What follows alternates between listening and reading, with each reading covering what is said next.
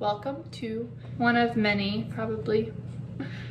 I don't really know where it's gonna go, but I know God is just saying, like, take this first step, and this is my first step. And I don't have, like, the best, even like I know I can do that. Setup here, just our house, our little sunroom. Don't have much energy, and I don't have a lot of energy because if you're new and you don't know, I have been battling since I was 13 for the last 15 years, a heart disease. And it's crazy because it's like I'm just now almost coming to terms with the fact that I have been fighting my whole life, basically, half of my life almost. That I never realized I was fighting until just recently. That I was really like, all these things have happened and it's crazy. Anyway, so I have a genetic heart disease. It's a really rare disease. It's called Danon's, like the yogurt, and super rare. Most people, like even doctors, when I go into the hospital or the ER, like they have to look it up and like Google it. They'll be like, oh, I don't know what that is. It's basically a gene mutation. So I don't get enough LAMP2, it's called a LAMP2 gene, like protein, which is what gives your muscles strength. Wow, my brain. I don't produce enough of it, and what that does is it like strengthens your muscles and help you grow and blah blah blah. But I have little to none of it, and so it affects all my muscles, literally all of them, but especially your heart. Like the biggest organ affected is the heart, and because of that mutation and it doesn't get what it needs, it causes the heart to beat irregularly. So it speeds up really fast, or it just like pops around like popcorn. And I'm just explaining this in normal terms because it's really hard in other terms. And my heart is really thick too. There's two different kinds of cardiomyopathy, but I don't have dilated. Usually it is in the men, but not in the women. I'm hypertrophic, pretty sure. It's crazy. I've had this since I was born, but it's still sometimes I'm just like, wait, what's wrong with me? Clearly more than just that. But I laugh at myself a lot, so hopefully, you know, you can laugh with me or at me, whatever. So yeah, it has that. It affects your vision, makes you like have bad vision, can cause blindness, learning problems, muscle weakness, and then your heart obviously can cause a lot of heart issues. And there's no cure right now for it. There's only medications and transplant. And that's where we are right now. Why I'm like starting this, which is crazy, but currently I am on the transplant list, heart transplant list here in Colorado. And I got put on in July 15th, and I'm waiting. Things 2 years ago just kind of started to spiral, and so before that I had just like a little backstory so everyone knows the deal. I'd had like 2 or 3 ablations where they go in through your groin artery, whatever, and burn where irregular pathways are coming from, and that's supposed to help like 3 to 5 years last or whatever, but mine just decides to grow back all the time. And then I passed out before, so then they put a defibrillator in me, and then the defibrillator like malfunctioned, like the lead, and I had to have that replaced. They had to take it out and put a whole nother one. And when they do that, I have this scar, that's why you can kind of see it, yeah. They tear my muscle basically to put it under, so it's not like you know, chew pack like sitting up here so you can't see it on top of my skin. So that was, words are hard, super painful. And then I was like, okay, emotionally wasn't okay. And I want to share all these things that like God has done in my life aside from heart transplant stuff. I have a golden retriever and he's 4 months old, so if you hear him in the back, I don't know what he's doing right now. Cash!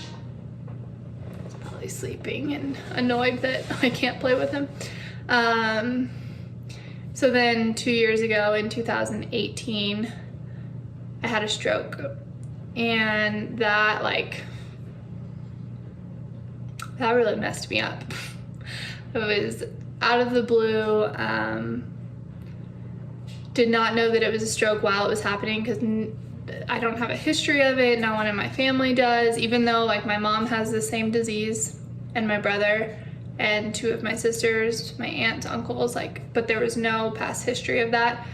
So I was in the hospital for like 5 days, and finally the last test of the MRI that they did, they found blood clots in my brain. So they were like, you're gonna be on blood thinner.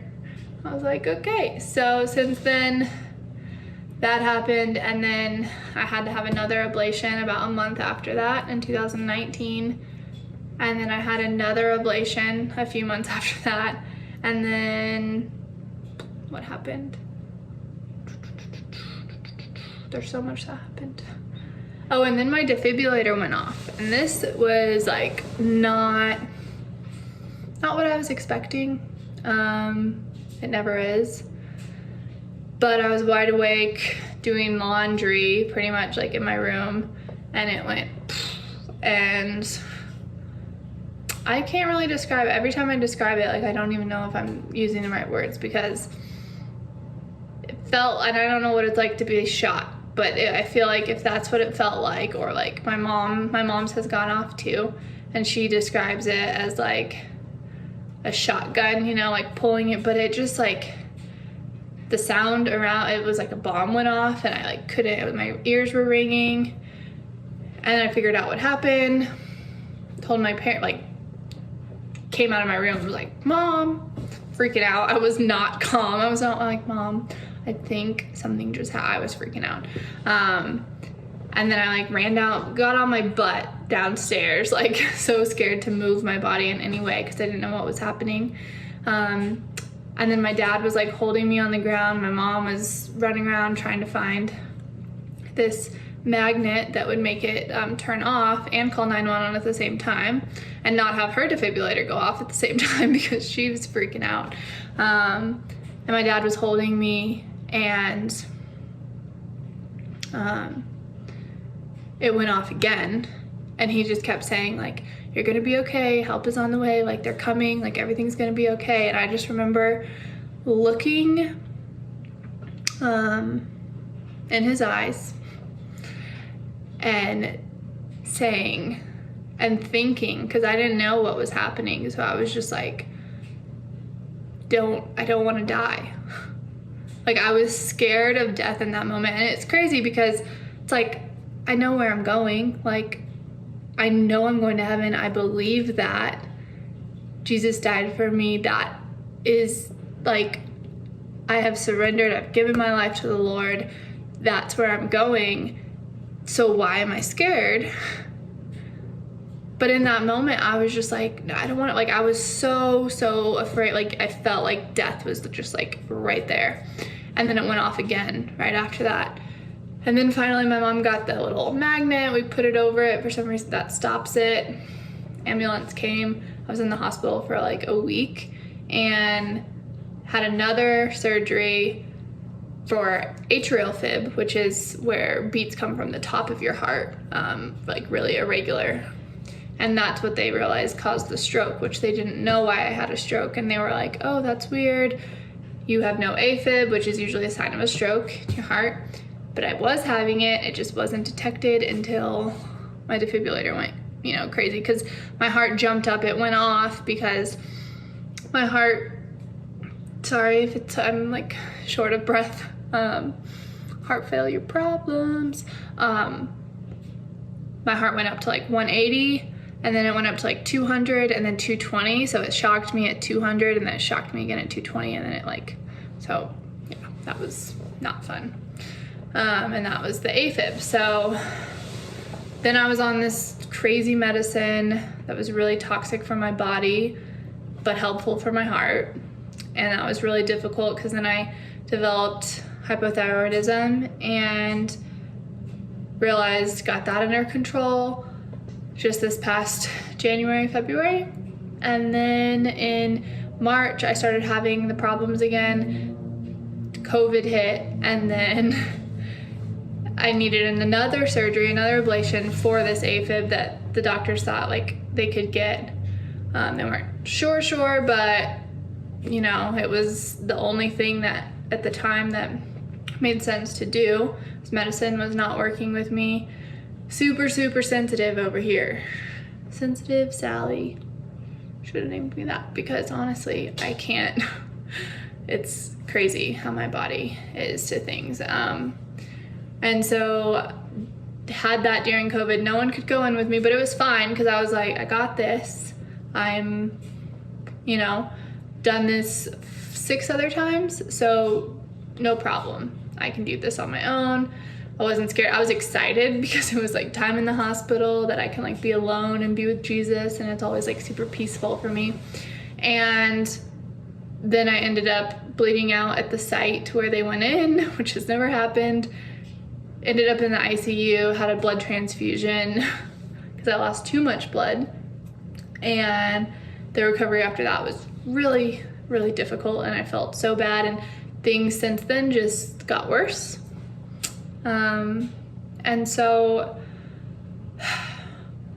that was April this year to 2020, if you're watching this in the future. And then in June, like May, from like April to June, things just were like steady pace going downhill. Really not feeling good. And when I say that, I mean like really bad chest pain, like really sharp pain, like someone's like, that's what I imagine. Just like little people with knives, like, you know, in my chest. Butter knives. And then, I don't know why they have to be butter knives, but like little tiny ones. And then really tightness in my chest. Feels like someone's like pulling my muscles. They're just like playing tug of war. And then like an elephant is sitting on my chest, and it's hard to, that's kind of what it feels like right now. It's just really heavy. And I've had that since I was 13. Like I've literally dealt with that, but it's just gotten progressively worse, and more frequent and more painful. And then the beats are just all over the place. That's my sound effect for the beats. But it's just this like, it was this constant, like, I'm not feeling good every single day, and it's past the point of, oh, I'm just having a bad day and I'm gonna rest, and then I'll feel good tomorrow and the next day and the next day, and then rest. And then like, it got to the point basically where one night, like I could barely even move. Like there was so much pain in my chest, and I was so nauseous and like foggy. It was just like a lot on my body, and I didn't know. At that point, we weren't even talking about transplant. This was in like June, early June. I hadn't called my doctors yet. I'd been fighting this thing for 15 years almost.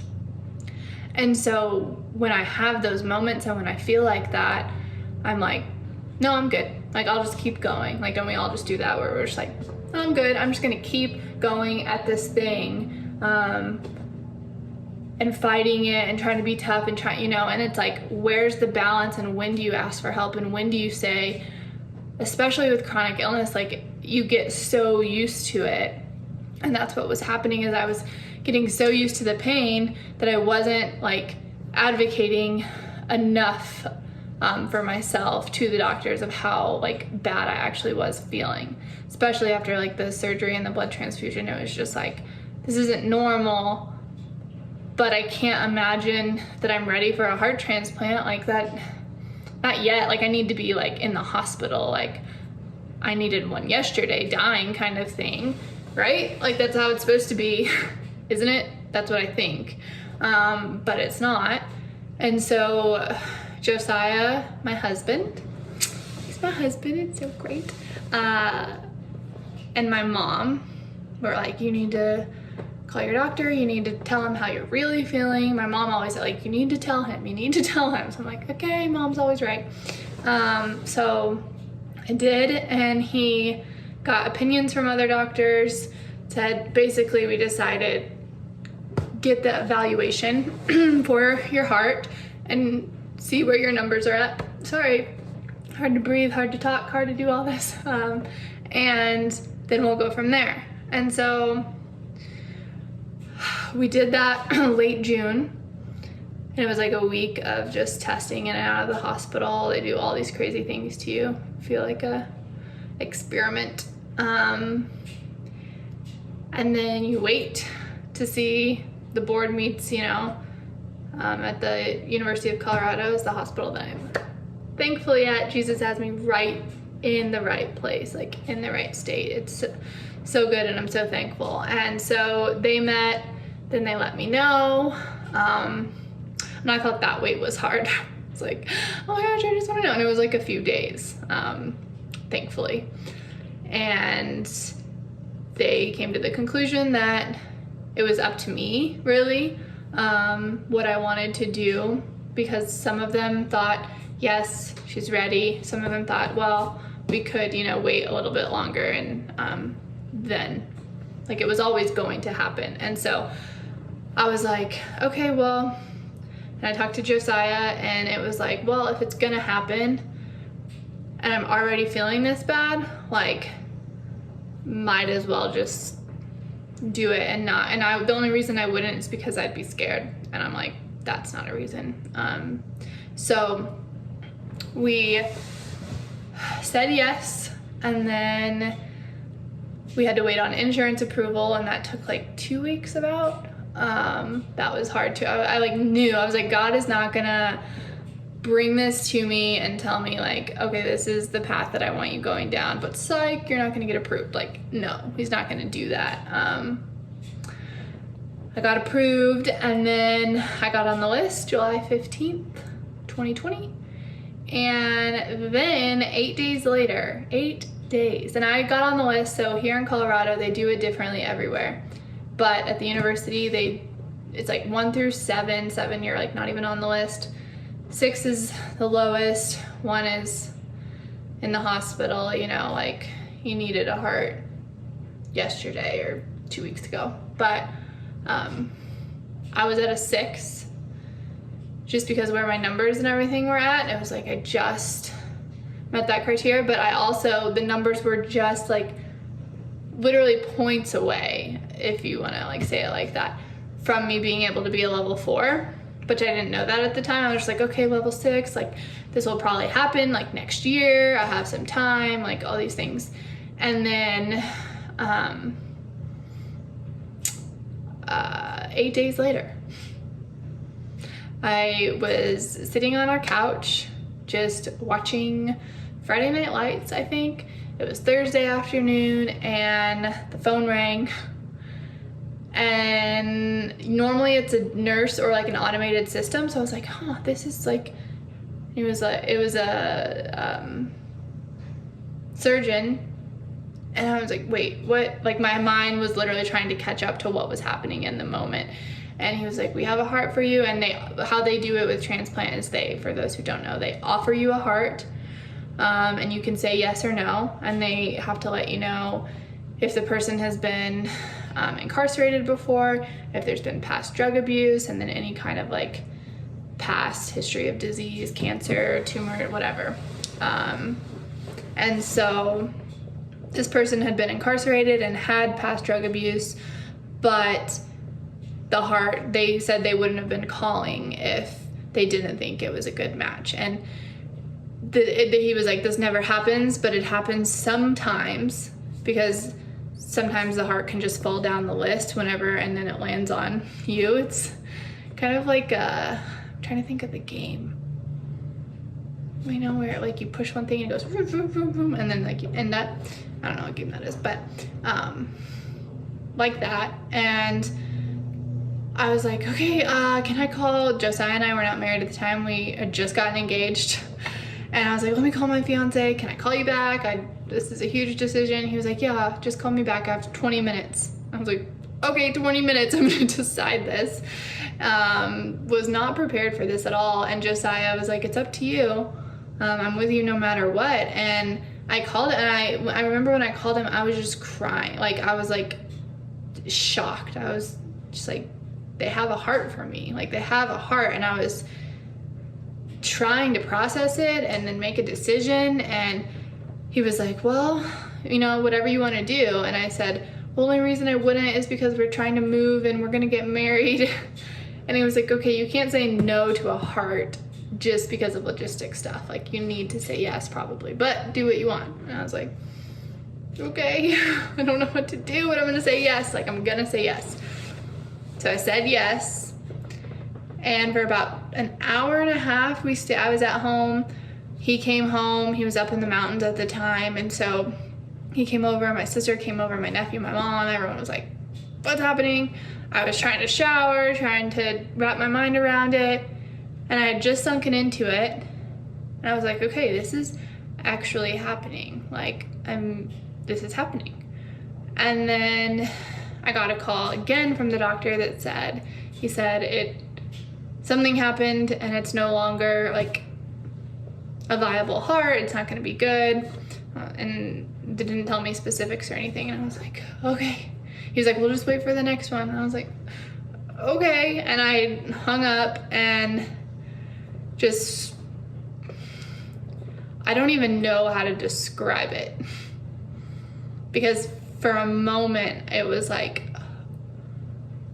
I want to say hope, but then I'm putting my hope in the wrong thing, because my hope isn't in like a new heart, it's in Jesus. And so I just had this like excitement for this possibility, I guess, and then it just gets taken from me like in the matter of a second. Just like the phone call in the first one, like my life was about to change in a second, and then it changed again in a second, and it was like this like super quick, which normally life is like, but this was like that's just my imitation of it. And so we brought back down to reality, laid in bed for like an hour, and I was just in this really dark depression. Honestly, it was really sad. Couldn't really move, couldn't really think. My brain was really foggy. I felt like a huge loss, but at the same, and I kept asking God, like, why are you letting that, like, why? Why did you even do that? Like, I'm trying to get married here. We're starting our life together. We just got a puppy. Like, we're getting that. It was the day before we were getting our puppy. We have a golden retriever. I don't know if I said that earlier, but his name is Cash. He's back there somewhere. I'll have to bring him in the video at the end. But we were just gonna get him the next day, and I was getting him as an emotional support dog, and I was so excited, and I was like, oh my gosh, I'm not gonna be able to meet him. Clearly I did.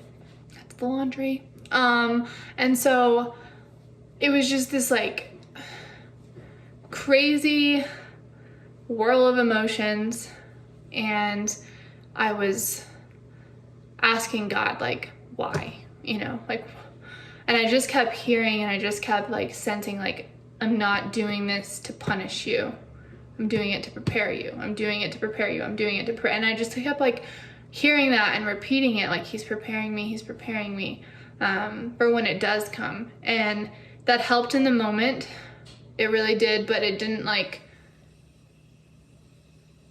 it didn't make it any easier, but it helped the like weight, I guess, because it made it a little bit lighter. Like, it wasn't like this like dreadful like dead thing. It was something that actually had purpose, if I could see it that way, as hard as it was. And so, and like I said, I was on the list for 8 days, so that doesn't happen. Like, that's not normal, but it, you know, what God wants to happen, he'll do it. He doesn't care about like reality here, because that's not really real. It's weird. don't even want to get into that stuff.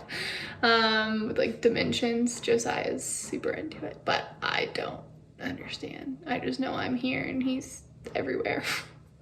And so yeah, we took that call. We went and got sushi because you can't eat sushi or any raw food after transplant. So, and I love sushi. So we went and got sushi and just kept going. I was like, okay, we're getting married in a month, and so we'll just keep going. I don't know if a call is gonna come before then. And thankfully we got married and it was magical. And I like never imagined, that's the thing, is like I've never imagined my wedding day being what it was and being how I was, and being so sick. It like that in itself was something that I had to grieve, and I had to let God grieve with me and, you know, process it and realize like, okay, you're not gonna feel so great, but inside, you know, like in your soul and your spirit, you're gonna feel really alive. And I did. It was so magical. I like will cry thinking about it because it was a gift of a day. I still had pain. It wasn't like this super pain-free day, but I had been praying, and some of you guys who have been following along had been praying for me for months of coming to that wedding day and being pain-free and getting to enjoy it. And while it wasn't pain-free, I did like fully enjoy it, and I wasn't like just put down and not able to do anything because of it. It just hindered me a little bit, but I, you know, it was, I don't know, there was something supernatural about it. And I think God wanted that to happen to show me his power, and that like sickness, like I'm not saying it like made it go away, like it made it better, like it, but it was just this moment in time where he decided like, this is how it's gonna be for you, and this is what I want to give you. And so it was beautiful. And then we didn't go on a honeymoon, and because COVID, and we had to like cancel 2 different times. We're big plan. We are gonna go to Europe and do a whole trip. But then we were like, okay, can't do that, COVID. And then now it was like, okay, I'm on the heart transplant list, can't do like much of anything, let's go to California, because I really wanted to go to the beach. And then COVID kind of, you know, whatever it did there, resurfaced a bigger way, and things started shutting down again. So we were like, okay, that's probably not the best idea. I'm on the transplant list anyway, so we'll just stay here. We stayed here for like a few weeks, and then we did that little mini moon. I have a little highlight on my Instagram of those moments, and I actually ended up in the ER on one of the nights because, you know, that's life. And that's what I'm learning so much, is that the joy and the pain and balancing both. And yeah, so that's just kind of where we're at. Right before the honeymoon, advocating for yourself is so freaking important, because I really was not feeling good again. And so like it's just getting worse. And so I told my doctors, and they were like, okay, let's repeat a heart cath, which is one of the tests that they do. They go in through your neck, down into your heart, and measure the pressures and everything. And they were like, if you were so close, you know, to a level 4, so if you can meet that criteria, we can move you up, and that will be great. Thankfully, that happened about 3 weeks, 3 weeks ago now. And so they moved me up to a 4, and that's a good thing. I'm at a really good weight and height and like build, and my blood type is really great. It's A, so it's just harder for people with other blood types with what they can accept and stuff. So Sorry. So yeah, we are here, and so yeah, got moved up, and then things have just, even today, like September 23rd, or 22nd yesterday, I let the doctors know I really wasn't feeling good, and then I have an appointment tomorrow. I'm gonna take some blood and just kind of go from there. And so I just wanted to make this first video and let you guys know that I'll be on here more whenever God's teaching me something and I have something like long and lengthy I want to say. I'll make a video that I think might be helpful, or if there's like updates, I might go live. I don't really know, but I know he just wanted me to start this one. And Josiah will probably be on here too, because he's lovely and great, and he makes everything so much better and funnier if you know him. But you probably don't, so that's a shame. He's so wonderful. But yeah, it's kind of where I'm at, and I want to just, trying to think like what's the purpose of me sharing? What's the purpose of all of it? And I want people to know that no matter what, like, you're suffering, because we all suffer and we all have pain and we all go through something, whether it's on a big scale that we think, like it's something like a heart transplant or cancer or this diagnosis or this, or you're just simply like going through a breakup and it's really difficult and really hard, or a divorce or losing your kids or something. We all suffer and we all go through pain, and it's the one thing that connects us and can bring us closer together, because it's how we choose to deal with it, and it's how we choose to process it, and what we choose to point to. And that's all I want to do in this. All I want to do in my story and in my life is point people back to Jesus, because he's the only reason. He's the only reason I am here. I should have been dead a long time ago with everything that's happened with my heart. But he has a plan, and I don't know what that plan is. I don't know when it ends, when it's complete, you know? Like, I know that the Bible says that, like, he who started a good thing in you will be faithful to complete it. And I know that he will, and I don't know what that looks like. I don't know what hardships come with that, but I'm not oblivious to it. I'm not naive to it. And I don't want people to be naive to that in life. Like, really hard things are gonna happen, and it does suck and it does hurt. But there's something really beautiful about it when you get to the point of like exhaustion, and like you feel like you're done and you can't do it anymore, but somehow you keep doing it. And the only way I've kept doing it is because I have turned to Jesus in my moments of like, I can't do this anymore, I'm done. Because I've had those. I've had so many of those. So much. And yet I'm still here. Because he wants me to be. And I have a choice. I have a choice of what I think.